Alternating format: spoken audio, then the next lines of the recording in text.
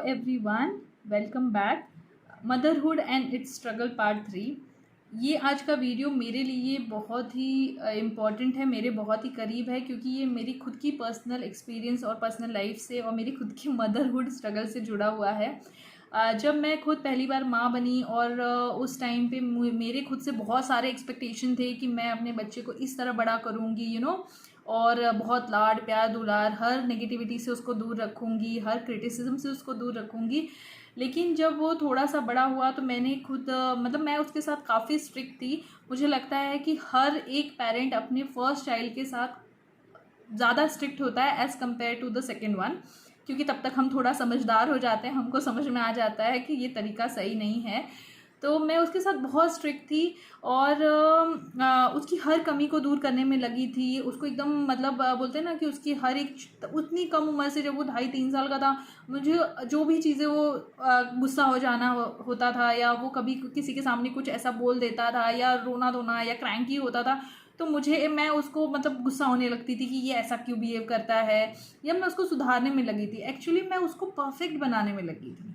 मैं ये भूल गई कि इस दुनिया में कोई भी परफेक्ट नहीं हो सकता है, और ये उसको उसकी उम्र है जब उसको अपनी ज़िंदगी, अपने बचपन को एंजॉय करना चाहिए, और मैं उसके बचपन में ही उसको बड़ा बनाने में लग गई थी। एक टाइम के बाद जब मुझे ये एहसास हुआ कि मेरे और उसके बीच में एक गैप बढ़ रहा है, और मैंने खुद को इवैल्यूएट करना शुरू किया कि ऐसा क्यों हो रहा है, तब मुझे समझ में आया कि एक्चुअली ये सारी चीज़ें हमारे खुद के बचपन से आती हैं। जब हम छोटे थे, मोस्ट ऑफ द टाइम, मतलब सारे बच्चे जो हैं उस टाइम पे जॉइंट फैमिली में बड़े होते थे, या फिर उस टाइम पे आपके अगल बगल अड़ोस पड़ोस रिलेटिव्स का इन्वॉल्वमेंट आपके बचपन में बहुत ज़्यादा होता था। तो हर कोई जो होता था उस टाइम पे, वो आपकी कमियों को हाईलाइट करने में लगा होता था।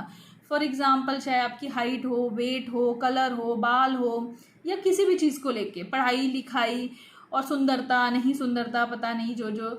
तो और उस टाइम पे पेरेंट्स जो होते थे वो अपने बच्चों के लिए कभी स्टैंड नहीं लेते थे। जैसे आज अगर हमारे बच्चों के लिए कोई कुछ बोलेगा तो हम बोल सकते हैं कि अरे नहीं, ये ऐसे नहीं, सॉफ्टली, लेकिन हम ज़रूर उसको प्रोटेक्ट करते हैं। पर उस टाइम पे ऐसा टाइम ही नहीं था, और पेरेंट्स भी जो थे हमारे, वो उनकी बातों को सुन लेते थे। इनफैक्ट कभी कभी उसमें हाँ में हाँ भी मिला लेते थे, और वो चीज़ें हमको और ज़्यादा तकलीफ़ देती थी। तो क्या होता है कि जब हम खुद माँ बनते हैं ना, तो हम नहीं चाहते कि हमारे बच्चे के बारे में ऐसा कोई कुछ बोले, या उसकी कोई कमी हो, या उसका कोई बुराई करे। तो इसलिए हम खुद ही वो सारी चीज़ें खुद उसके जीवन में लेके आते हैं। हम खुद उसको दूसरों से कंपेयर करना शुरू कर देते हैं। हम बहुत सारी उसकी छोटी छोटी गलतियों पे ज़्यादा फ्रस्ट्रेट हो जाते हैं, उसको डांटना मारना चालू कर देते हैं। और कभी कभी ये इतना ओवर हो जाता है, जैसे मैंने दूसरे पेरेंट्स की बातों से मुझे जो समझ में आता है कि कभी कभी वो अपने बच्चों से किस लैंग्वेज में बात करनी चाहिए वो भी भूल जाते हैं, और बहुत ही अतरंगी भाषाओं का यूज़ करने लगते हैं।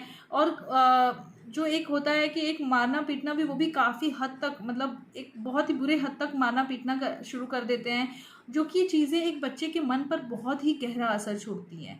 अगर आप अपने बच्चे को सोचिए, जैसे मैं सोचती थी कि मैं इसको दुनिया की हर चीज़ भी ला के दे दूँ, मैं उसको कपड़े ला के दे दूँ, खिलौने ला के दे दूँ, उसको शूज़ ला के दे दूँ, जिन चीज़ों का उसको बहुत शौक है, लेकिन फिर भी मेरे प्यार, मेरी ममता, या मेरे मन में उसके लिए जो एक रिस्पेक्ट होनी चाहिए, जो मेरे मन में उसके लिए एक विश्वास होना चाहिए, वो सारी चीज़ें मिल के उसकी जगह नहीं ले सकती हैं।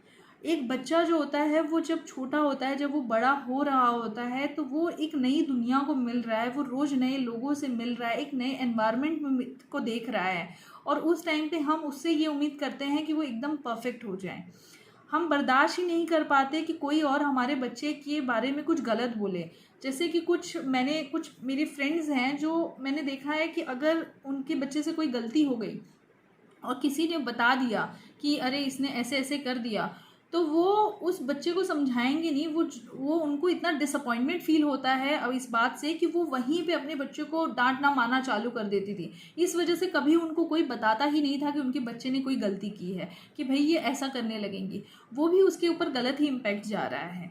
तो आपको, मुझे, हम सबको ये समझने की ज़रूरत है कि हम सब जो हैं एक जर्नी में हैं। हम एक बार माँ बन के या कुछ साल उसको सही से करके हम एक परफेक्ट पेरेंट्स नहीं बन सकते। इसके लिए रेगुलरली आपको खुद पे काम करना होगा। आपको हर बार ये समझना होगा कि किस वक्त उसको क्या ज़रूरत है, किस वक्त उसको हाथ थामने की ज़रूरत है, किस वक्त उसको दुलार की ज़रूरत है, किस वक्त उसको समर्थन की ज़रूरत है और किस वक्त उसको डांट की ज़रूरत है।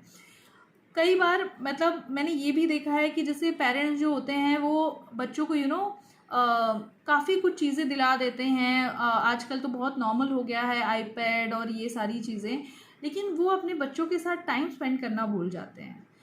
हमने चूज़ किया था पेरेंट्स बनना। भगवान ने आके हमसे नहीं कहा था कि तुम पेरेंट्स बनो बनो बनो, या उस बच्चे ने हमसे आके नहीं कहा था कि मुझे पैदा कीजिए। हमने चूज़ किया कि हमको किसी बच्चे को जन्म देना है, हमने चूज़ किया कि हमको उसका पेरेंट्स बनना है, हमने चूज़ किया कि हमको एक ज़िंदगी को इस दुनिया में लाना है। तो उसका जो खाना पूर्ति है वो आप चीज़ों से नहीं कर सकते। आपको 110% अपने जितना भी कंफर्ट है वो सब कुछ छोड़ना पड़ेगा। आपको उसको टाइम, एनर्जी, सपोर्ट सब कुछ देना पड़ेगा, और ये सारी चीज़ें पैसे से नहीं आती हैं खाली। आपको बिल्कुल ही आप कितने भी थके हुए हों, लेकिन आपको अपने बच्चे के साथ टाइम स्पेंड करना ही है, चाहे वो फादर हो चाहे वो मदर हो। और कोई एक बच्चे को सही तरीके से, या अगर दोनों पेरेंट्स अवेलेबल हैं, जो सिंगल हैं उनकी तो बात ही अलग है, उनका स्ट्रगल ही अलग है, लेकिन जब दोनों पेरेंट्स अवेलेबल हैं तो दोनों पेरेंट्स के रोल अलग अलग हैं। और आप ये नहीं सोच सकते कि सिर्फ मदर ही एक बच्चे को अपब्रिंग कर सकती है या उसको बड़ा करके निकाल लेगी। फादर का भी अपना एक रोल होता है, और उसका रोल सिर्फ यही होता है उनका कि वो अपने बच्चों के साथ टाइम स्पेंड करें। अक्सर क्या होता है कि हम इतने ओवर प्रोटेक्टिव हो जाते हैं अपने बच्चों को लेकर कि हम उनको हर चीज़ों से बचाने में लगे रहते हैं। हम उसके आसपास एक शील्ड बनाना चाहते हैं कि कोई भी बुरी चीज़ या कोई भी बुरा चीज़ बातें उसके कानों तक, उसकी एनर्जी तक ना पहुंच पाए। लेकिन हम ये भी भूल जाते हैं कि ये सब चीज़ें हम कब तक कर पाएंगे, जब तक वो बच्चा सिर्फ मेरे आसपास है। हम ये भूल जाते हैं कि जब वो स्कूल कॉलेज आएगा या जो दुनिया का सामना करेगा, तब उसकी माँ का प्रोटेक्टिवनेस काम नहीं आएगा। तब उसको खुद से उन चीज़ों से उभरना आना पड़ेगा, उन चीज़ों से लड़ना आना पड़ेगा, सीख के सबक लेके आगे बढ़ना आना चाहिए। तो उन सब चीज़ों के लिए आपको अपने बच्चे के सिर्फ दिमाग और मन पे काम करने की ज़रूरत है। हम अक्सर ही इन चीज़ों को बहुत अंडर एस्टिमेट करते हैं। हम अपने बच्चों के वेट को लेके परेशान होते हैं, हम उसकी हाइट को लेके परेशान होते हैं, हम उसके कलर को लेके परेशान होते हैं, उसके बाल को लेके परेशान होते हैं, लेकिन हम कभी भी ये नहीं सोचते कि उसका मन कैसे डेवलप हो रहा है या उसका दिमाग, उसका माइंड कैसे डेवलप हो रहा है। जबकि हम सब जानते हैं कि यही सबसे बेस पॉइंट है। अगर एक बच्चे का, एक इंसान का दिमाग स्ट्रांग है, अगर उसका मन स्ट्रांग है, तो ही वो एक बेटर पर्सन बनता है। लेकिन हम उसकी बाकी चीज़ों पे काम करते करते उसकी सबसे इंपॉर्टेंट चीज़ों को भूल जाते हैं। इवन हम उसको चोट पहुंचाना शुरू कर देते हैं, ये कंपैरिजन और नेगेटिविटी और इन सारी चीज़ों की वजह से। तो मुझे सदगुरु की एक बात बहुत इंपॉर्टेंट लगती है, और मैं उनको पेरेंटिंग के लिए बहुत फॉलो करती हूँ। उन्होंने एक बार कहा था कि आप किसी भी एक बच्चे को रेज नहीं कर सकते।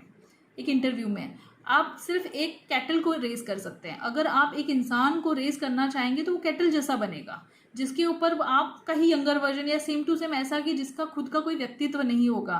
तो अगर आप अपने बच्चे को सच में अपब्रिंग करना चाहते हैं तो आप बस अपने संस्कार, अपना रहन सहन, अपनी जो भी क्षमताएं हैं वो उसके अंदर डाल दीजिए और उसको खुद कल्टीवेट होने दीजिए, और फिर वेट कीजिए कि वो क्या खिल के निकलता है, उसको क्या बन के किस तरह से वो ब्लॉसम होता है। तो आप सब भी इस चीज़ को ध्यान रखिए कि सिर्फ शरीर और कलर, इन सब चीज़ों पे काम मत कीजिए। आप अपने बच्चों के दिमाग पे और मन पे काम कीजिए, because everyone knows only strong minds create a better person, a better life, a better society and then a better nation. Thank you so much.